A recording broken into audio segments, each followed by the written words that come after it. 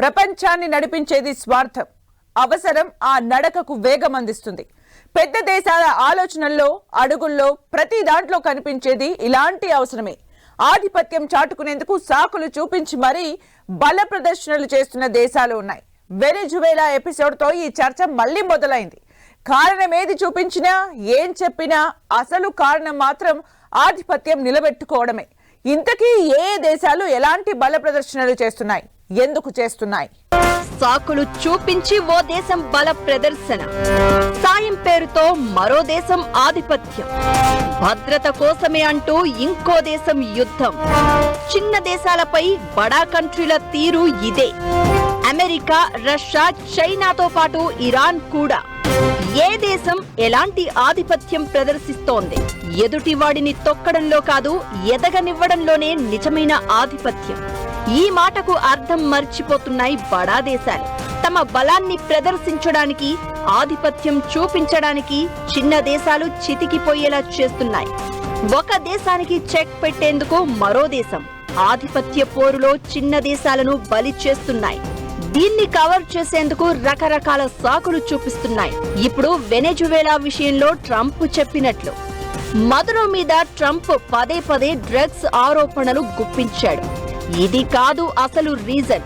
చైనాకు చెక్ పెట్టడమే అసలు కారణం. అటు డ్రాగన్ కంట్రీ అంతే. ఈ దేశం రూట్ మరింత సపరేట్. అప్పుల వల వేసి దేశాలను గుప్పిట్లో పెట్టుకుంటుంది. తాను టార్గెట్ చేయాలనుకున్న దేశానికి పక్కనున్న దేశాన్ని రెచ్చగొడుతుంది.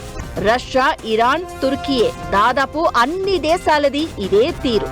ఆధిపత్యం కోసం కారణాలు చూపించి మరీ బల ప్రదర్శన చేస్తూ చిన్న దేశాలను ఇబ్బంది పెడుతున్నాయి. అర్ధరాత్రి ఓ దేశ అధ్యక్షుడి ఇంటిపై దాడి చేయడం, సంకెళ్లు వేసి లాక్కెళ్లడం చూసి ప్రపంచమే నివ్వరపోయింది.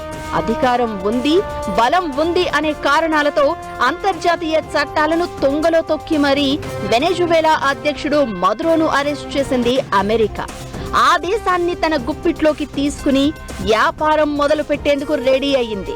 డ్రగ్స్ ఆరోపణలు చూపించినా నిజానికి వెనెజువేలాలో ఉన్న సహజ వనరులను సొంతం చేసుకోవడంతో పాటు చైనా ప్రాబల్యానికి చెక్ పెట్టేందుకే చిన్న దేశమైన వెనెజువేలాపై అమెరికా ఇలాంటి చర్యకు దిగింది. ఇక నెక్స్ట్ మీరే అంటూ కొలంబియా, మెక్సికో, క్యూబాకు వార్నింగ్ ఇచ్చారు. ఇరాన్ మీద కూడా గురి పెట్టేందుకు సిద్ధమయ్యారు.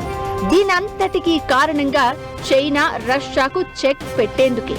ఇక తనో శాంతి దూత అని డబ్బాలు కొట్టుకునే ట్రంప్ చాలా దేశాల మీద సైనిక దాడి చేయించాడు. మరికొన్ని దేశాలకు ఆయుధాలు సరఫరా చేయిస్తూ ఉంటాడు. అమెరికాను పక్కకు నెట్టి ప్రపంచానికి పెద్దన్న కావాలన్నది చైనా చిరకాల కోరిక. దీనికోసం వెయ్యని వేషాలు లేవు, చేయని కుట్రలు లేవు. విస్తరణ కాంక్షతో రగిలిపోతున్న డ్రాగన్ అన్ని దేశాలను తన దారిలోకి తెచ్చుకోవాలని ప్రయత్నాలు చేస్తోంది. దీనికోసం రకరకాల వ్యూహాలు రచిస్తోంది. ఆర్థికంగా వల విసిరి బానిసలుగా మార్చుకుంటోంది. భారత్ మీద రగిలిపోయే చైనా మన దేశం చుట్టూ ఉన్న బంగ్లాదేశ్, శ్రీలంక, పాకిస్తాన్ను వలలో వేసుకుంటోంది. కుప్పలు కుప్పలుగా అప్పులు గుప్పించి ఆ దేశాలు దివాళా తీసేలా చేసి ఆ తర్వాత వాటిని గుప్పిట్లో పెట్టుకుని కీలు బొమ్మల్లా ఆడిస్తూ తన పనులు కానిచ్చేసే వ్యూహాలు రచిస్తోంది చైనా.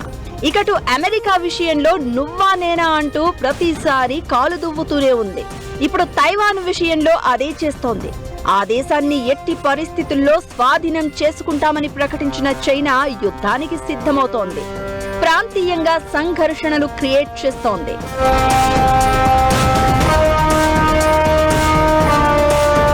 తైవాన్ తో పాటు ఫిలిప్పీన్, వియత్నాం లాంటి దేశాలను కూడా కంట్రోల్ చేసే ప్రయత్నం చేస్తోంది. ఆసియా పసిఫిక్ ప్రాంతంలో ఆధిపత్యం కోసం చిన్న దేశాలను పెడుతున్న ఇబ్బంది అంతా ఇంతా కాదు. కారణం ఏదైనా యుక్రెయిన్ మీద రష్యా ప్రతాపం చూపిస్తోంది. భద్రతా కారణాలు చూపిస్తూ యుక్రెయిన్ స్వాధీనమే లక్ష్యంగా 4 ఏళ్ల కింద రష్యా మొదలుపెట్టిన యుద్ధం ఇంకా కొనసాగుతూనే ఉంది. దీనికి ఎండ్ కార్డు పడే అవకాశాలు కూడా కనిపించడం లేదు. ఇకటు తుర్కీయే తీరు కూడా ఇలానే కనిపిస్తోంది. డ్రోన్ల పరంగా సూపర్ స్ట్రాంగ్ గా ఉన్న ఆ దేశం సరిహద్దులు దాటి మరీ చిన్న దేశాలను ఇబ్బంది పెడుతోంది. మధ్య ప్రాచ్యంలో ప్రభావం పెంచుకునేందుకు సిరియా, లిబియా లాంటి దేశాలపై ప్రతాపం చూపిస్తోంది. గాజాలో ఇజ్రాయెల్ యుద్ధం ఎందుకు స్టార్ట్ చేసిందనే దానికి ఎన్ని కారణాలు ఉన్నా దాని వెనక అసలు రీజన్ ఆధిపత్యమే. హమాస్తో చేస్తున్న యుద్ధంలో గాజా గజగజ వణికిపోయిన పరిస్థితి. శాంతి ప్రణాళిక తర్వాత ఇప్పుడిప్పుడే కాస్త పరిస్థితి కూల్ అవుతోంది. ఇరాన్ సంగతి సరే సరి. హమాస్, హిజ్బుల్లా, హౌతీలను అడ్డు పెట్టుకుని ప్రాక్సీ వార్ చేస్తోంది. మిడిల్ ఈస్ట్ లో బలం పెంచుకునేందుకు మిగతా దేశాలను ఇబ్బంది పెడుతోంది. మిగతా దేశాల సంగతి ఎలా ఉన్నా అమెరికా, చైనా, రష్యా ఎక్కువగా బల ప్రదర్శన చేస్తున్నాయి. డైరెక్ట్ గా యుద్ధాలతో ఒకసారి, ఆర్థిక బెదిరింపులు మరోసారి, కూటముల ద్వారా ఇంకోసారి చిన్న దేశాలను టెన్షన్ పెడుతూ ప్రపంచ స్థిరత్వాన్ని దెబ్బతీస్తున్న పరిస్థితి. కూటములుగా ఏర్పడి మరీ ఇలాంటి బల ప్రదర్శనలు చేస్తూ ఉండడం మరింత ఉద్రిక్తతలను పెంచుతోంది. పెద్ద దేశం చేస్తుందే న్యాయమా అంటే తమ ప్రయోజనాల కోసం నిబంధనలు మార్చుకుని మరీ దిగజారుతున్న పరిస్థితి. వెనిజువేలాను గుప్పిట్లోకి తీసుకున్న ట్రంప్ చైనాకు చెక్ పెట్టేందుకు రెడీ అయ్యాడు. ఇకపై ఆ దేశం బాధ్యత తనదే అంటున్న ఆయన తమ దేశ కంపెనీలకు చెమరును కట్టబెట్టేందుకు రెడీ అయ్యాడు. ఇక అటు ఆసియా దేశాల విషయంలో చైనా, యూరప్ దేశాల విషయంలో రష్యా చేస్తోంది కూడా ఇదే. ఓవరాల్ గా ఈ పరిణామాలు చెప్తుందేంటి? బలవంతుడిదే రాజ్యమా? ఇంత జరుగుతున్నా ఎందుకు ఐక్యరాజ్య సమితి కనీసం జోక్యం చేసుకోవడం లేదు? అసలేం జరుగుతోంది? ప్రపంచంలో బలం ఉన్నోడిదే రాజ్యమా? వరుస పరిణామాలు చెప్తోంది అదేనా? పరిస్థితి ఇలానే ఉంటే ప్రపంచం దారెటు? చిన్న దేశాల భవిష్యత్ ఎలా ఉండబోతోంది? ఇంత జరుగుతున్న యుఎన్ జోక్యం లేదా? వెనెజువేలా రాజధాని కార్కస్ లోని అధ్యక్ష భవనంపై దాడి చేసి ఆ దేశ అధ్యక్షుడు మదురో దంపతులను కిడ్నాప్ చేసి మరీ అమెరికా బలగాలు న్యూయార్క్ తీసుకుపోయాయి. నార్కో టెర్రరిజానికి పాల్పడ్డారు అంటూ మదురోపై క్రిమినల్ కేసు పెట్టి అక్కడ విచారిస్తున్నారు. ఇక వెనెజువేలాను పూర్తిగా గుప్పిట్లోకి తీసుకున్న ట్రంప్ తన మార్క్ ఆదేశాలు జారీ చేస్తున్నారు. ఆ దేశ ఆయిల్ అమ్మకాలతో వచ్చిన నిధులను అమెరికా నుంచి దిగుమతుల మీదే ఖర్చు చేయాలి అనడమే కాదు, వెనెజువేలా చమురు సామ్రాజ్యాన్ని అమెరికా కంపెనీలకు అప్పగించేందుకు అడుగులు వేస్తున్నారు. మదురో అరెస్ట్, ఆ తర్వాత పరిణామాలపై ట్రంప్ ఎన్ని కారణాలు చెప్పినా ఇది ఆక్రమణ తప్ప మరొకటి కాదు అనేది నిజం. అగ్రరాజ్యం చేసింది ఖచ్చితంగా దురాక్రమణే అనే చర్చ జరుగుతోంది. అంతర్జాతీయ చట్టాలను తుంగలో తొక్కి మరీ అమెరికా ఇలా చేసింది. యుఎస్ చేసినట్లు మరో ఏ దేశం చేసినా సీన్ ఇంకోలా ఉండేది. ప్రతి దేశానికి సొంతంగా సార్వభౌమాధికారం ఉంటుంది. ఒక దేశం మరొక దేశంపై దాడి చేసి అక్కడి ప్రభుత్వాధినేతను బంధించి తామే పరిపాలన చేస్తాం అనడం అంతర్జాతీయ చట్టాల దృష్ట్యా తీవ్రమైన ఉల్లంఘనే. అమెరికా దీనిని నార్కో టెర్రరిజం, ప్రజాస్వామ్య పునరుద్ధరణ పేరుతో సమర్థించుకున్న ఒక స్వతంత్ర దేశ అంతర్గత వ్యవహారాల్లో సైనిక జోక్యం చేసుకోవడం ప్రపంచ శాంతికి విఘాతం కలిగించే చర్యే అనే అభిప్రాయాలు వినిపిస్తున్నాయి. అమెరికా ఆరోపిస్తున్నట్లు మదురో దంపతులు నార్కో టెర్రరిజానికి పాల్పడినా ఆయనపై విచారణ చేపట్టడానికి అంతర్జాతీయ సమాజానికి ఆమోదనీయమైన పద్ధతులను ఫాలో కావాల్సింది. అయితే తానే అన్ని అన్నట్లుగా బలప్రయోగం చేసి మరీ అమెరికా చర్యకు దిగడం కరెక్ట్ కాదు అనేది చాలా మంది ఒపీనియన్. తన ఆధిపత్యం కోసం, తన స్వార్థం కోసం ఏమైనా చేస్తారా? చిన్న దేశంపై ప్రతాపం చూపిస్తారా అనే ప్రశ్నలు వినిపిస్తున్నాయి.